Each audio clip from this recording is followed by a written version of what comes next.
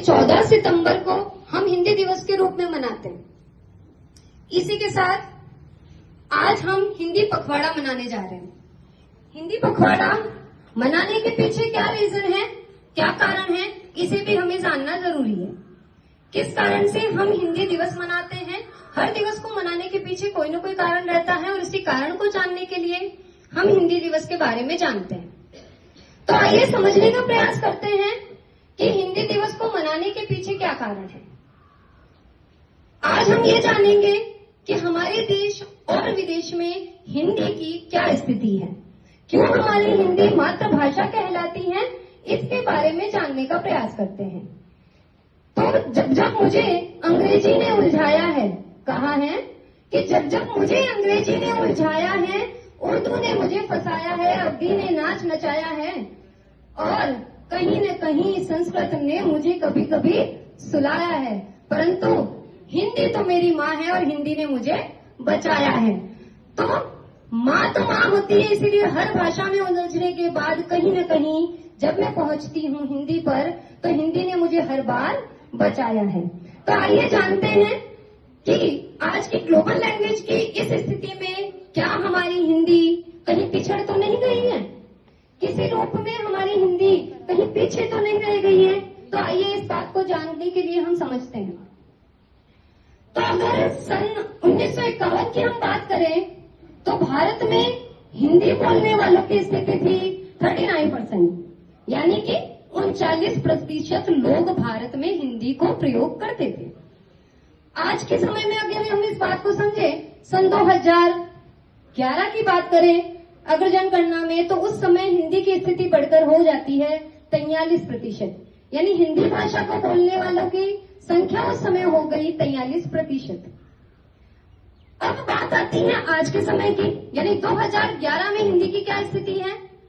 तो आपको यह पता होना चाहिए कि भारत में यह स्थिति बढ़कर अब हो जाती है 46%, यानी कहीं ना कहीं हिंदी पिछड़ तो नहीं रही है। आज की बात यदि हम करें तो हिंदी भाषा को बोलने वालों की संख्या 133 करोड़ में से 80 करोड़ लोग जो हैं वो हिंदी भाषा का प्रयोग करते हैं। तो यह बात तो यह स्थिति स्पष्ट है कि हिंदी भाषा कहीं पर नहीं पिछड़ रही है। अब दूसरी बात यहाँ आती है कि यह बात तो हो गई हमारे भारत की, चूंकि हमारी राष्ट्रभाषा है तो हिंदी की स्थिति यहाँ तो अच्छी हो सकती है।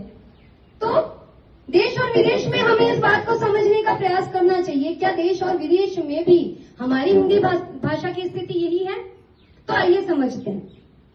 संपूर्ण विश्व में 7115 भाषाएं बोली जाती है। कितनी भाषाएं? 7115।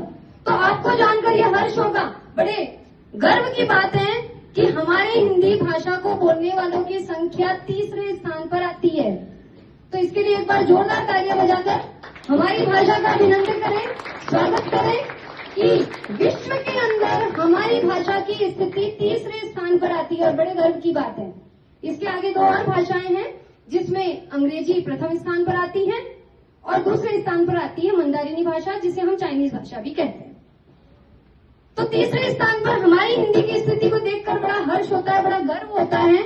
इसलिए मैं आपको अवगत करा दूं कि हिंदी कहीं पर पिछड़ती नहीं जा रही है, हिंदी की स्थिति बड़ी अच्छी है और इसी को सुदृढ़ करने के लिए हम इस दिवस को मनाते हैं बड़े हर्ष और उल्लास के साथ में कि हिंदी हमारी मातृभाषा है और इस पर हमें हमेशा और सदैव गर्व रहेगा और गर्व होना भी चाहिए, क्योंकि हिंदी हमारी मातृभाषा है और उसकी विश्व में तीसरा स्थान है।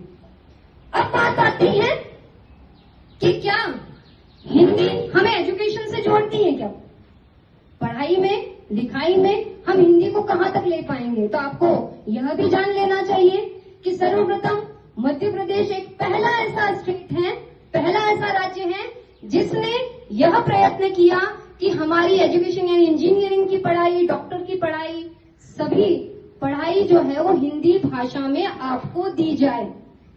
तो उन्होंने यह पहल की है और आने वाले समय में भी हम यह आशा करते हैं कि हमारी हिंदी की स्थिति देश और विदेश में इसी तरीके से उन्नति पाएगी और साथ ही साथ हम अपनी इस हिंदी भाषा के महत्व को जान पाएंगे।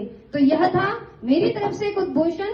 आपको यह समझाने के लिए प्रयत्न किया गया कि हमारी हिंदी की स्थिति देश और विदेश में कैसी है।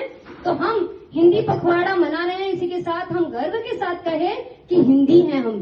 तो मेरे साथ एक बार इस उद्घोष को दोहराएंगे।